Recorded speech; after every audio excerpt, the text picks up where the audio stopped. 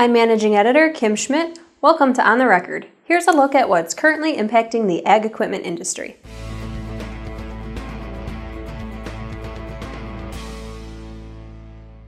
Last time, we dedicated our broadcast to John Deere's acquisition of Precision Planting in Monessen. Since that broadcast, we've heard from Case IH. According to Case IH Public Relations Manager Dan Danford, the change in Precision Planting's ownership will not impact current arrangements with CNH and Case IH dealers. He says, the agreement between CNH Industrial and Precision Planting that licenses the use and supply of certain components at a competitive cost are not impacted by the change of control of Precision Planting. Our agreements with Precision Planting also provide select CNH Industrial dealers the opportunity to carry Precision Planting components as part of their aftermarket parts offering. And just as with the component supply agreement, CNH Industrial's rights are contractually preserved under any change of control. At the time, several Case IH dealers told Ag Equipment Intelligence they were surprised and concerned about Deere's acquisition and the impact it would have on their supply agreements with Precision Planting. On the heels of John Deere's acquisition of Precision Planting on November 4th, Raven Industries announced that it had reached a new long-term agreement with CNH Industrial, strengthening the partnership between the two companies. The agreement will expand the use of Raven products and technology through the global dealer network for CNH Industrial brands Case IH and New Holland Agriculture. According to the press release from Raven, the new deal will enable Raven and CNH Industrial to help customers increase efficiency, decrease input costs, and deliver higher yields, which is very similar to what Precision Planting is expected to do for customers serviced by Deere and other dealers. Brian Meyer, Vice President and General Manager of Raven's Applied Technology Division, says, "We are committed to developing groundbreaking products and high-quality service that has a positive impact on our customers' efficiency and profitability in their operations. One of the ways we achieve this is by working with partners such as CNH Industrial to develop solutions to the challenges our mutual customers face every day in the field. This agreement also positions Raven well for growth in key markets moving forward." Dealers on the move this week include Haney Equipment Company, Arthur Ring & Son, and A.C. McCartney Equipment. Haney Equipment Company, headquartered in Athens, Alabama, has opened a dedicated JCB dealership, Haney JCB, in Cullman, Alabama. Two-store AGCO dealer Arthur Ring & Sons, based in Rushville, Illinois, has merged with A.C. McCartney Equipment, a four-store AGCO dealer with locations in Durand, Watauga, Carthage, and Mount Sterling, Illinois. Last week, we sent technology editor Jack Zemlicka over to Germany to attend Agri Technica, the world's largest trade show for ag equipment and machinery, to scope out the latest advancements in global technology trend. Here's Jack with some of what he learned. Thanks, Kim. With nearly 3,000 companies, including global giants and ambitious startups, there were plenty of innovations to attract the attention of serious investors or curious competitors. One of the objectives for international farm equipment retailers attending the show was to evaluate the global appetite for new products and services. According to Olga Hall, Division Manager of Agricultural Exports for RDO Equipment, having a presence at the event is as much about reinforcing the products the dealership carries as it is about prospecting for new supplier partnerships. For the last decade, the Fargo, North Dakota-based John Deere dealership group has developed its agricultural business in Russia, the Ukraine, Australia, and other European countries. In well-developed regions, the dealership's agricultural business is advancing at a pace similar to North America, according to Hall.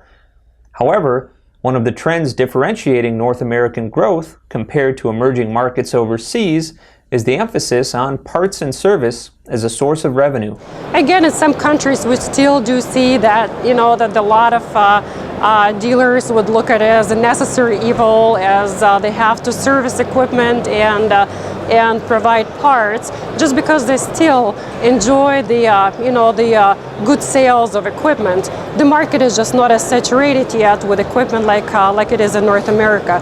There will be the time that we'll see the same thing as we've seen in America, where parts and service is going to be the focus for all dealers. Hall adds that one of the challenges to increasing adoption of precision farming technology in developing overseas markets is the abundance of available land. This is especially true in Africa, she says, where farmers can claim vast areas of farmable acreage and don't view technology as a necessary investment yet. Back to you, Kim. Thanks, Jack. You can find more coverage from Agri Technica on farmequipment.com.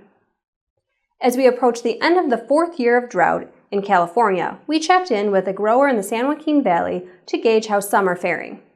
Edwin Camp, a third-generation California grower, says in his area they bank water underground during wet years.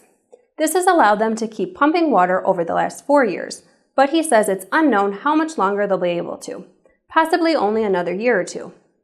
On top of the hydrologic drought, Camp says a legislative drought is intensifying the problem. California, or at least where we are, we depend on the snowpack from the Sierras that surround us in the San Joaquin Valley. Of course, 4 years no snowpack. We are in a hydrologic drought.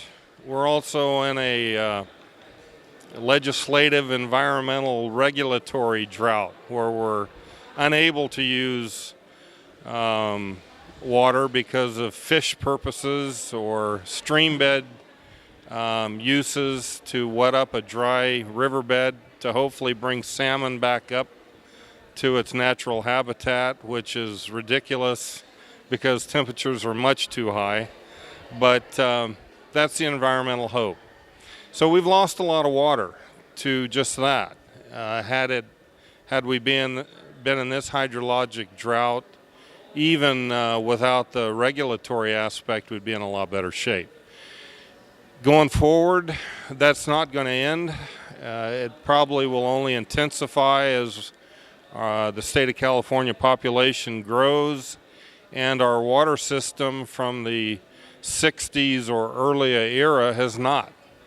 So we have more of a limited supply of water, and frankly a lot of our rivers that do supply a lot of the water to those systems, much of it ends up in the ocean because of all the regulatory concerns I expressed. So if we could use all the water we had, we would not be in a drought. Unfortunately, that'll never be the case. So here we are. Heavy rains in the last month created mudslides and flooding problems in California. However, Camp says it wasn't enough to help the overall situation. He says they need about 275% of normal moisture to break the drought. More so than rain, Camp says they need a lot of snowpack in the Sierras for consecutive years to lift California out of the drought. That said, USDA meteorologist Brad Rippey says thanks to El Nino, there's a chance we could be seeing the beginning of the end of the California drought. We certainly have the possibility of getting all of California into a drought easing pattern sometime within the next 2 or 3 months. We're already seeing some rain and snow across California now in early November. That's a good sign that we're starting to get those El Nino-driven storms beginning to affect the West Coast. Canadian dealerships Service Equipment and Rocky Mountain dealerships both reported positive third-quarter earnings this month. John Deere Dealer Service posted an increase in total ag equipment revenues of 16% for the period ending September 30th, and 19% through the first 9 months of 2015. During its third quarter, Service registered strong sales across the board. Equipment revenues were up 13%, parts up 29%, service up 42%, rental and other up 47%. Total revenues increased by 17% during the third quarter. For its third quarter, Rocky Mountain reported total revenues were up by 10.9% to $256 million. While new equipment sales were off by 2% versus the same period last year, used equipment sales were up by 23%. Inventory decreased by $51.3 million, or 9.5%. Product support revenues were strong, improving by 6.6% to $48.6 million, parts up 7%, service up 7%, and other up 40%. Analyst Ben Chernievsky of Raymond James said, encouragingly, Rocky managed a $51 million inventory reduction for the second quarter. This helped reduce net debt by $31 million, although leverage remains high. He added, Rocky continued to make small steps toward a comprehensive turnaround in its operations. Now from the Ag Equipment Archives. Kinsey Manufacturing created the adjustable width plow in 1971 and patented it in 1974. It had half of the vertical clearance of ordinary plows and could be adjusted on the go from 12 to 22 inches in width. The secret to building the adjustable width plow was the addition of a tie rod and the parallelogram frame that could be pivoted with a hydraulic cylinder. Other plows of the time were set up upon order to a set width. And as always, we welcome your feedback. You can send comments or story ideas to kschmidt@lessitermedia.com. Thanks for watching. I'll see you next time.